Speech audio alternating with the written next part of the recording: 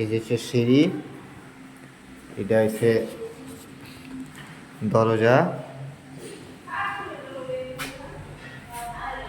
যেটাতে ঢুকলাম, ঢোকার পরে এটা হচ্ছে ডাইনিং স্পেস।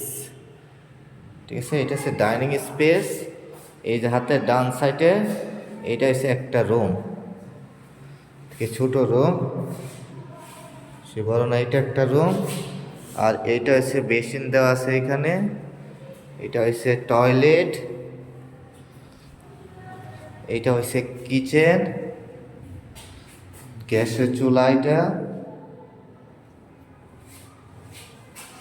গ্যাসের চুলা। এটা হচ্ছে আরেকটা রুম। ঠিক আছে, এটা হচ্ছে আরেকটা রুম। এটা হচ্ছে এখানে একটা আছে, বেলকনি আছে ছোট। আর এর সাথে এটা হচ্ছে একটা বাথরুম।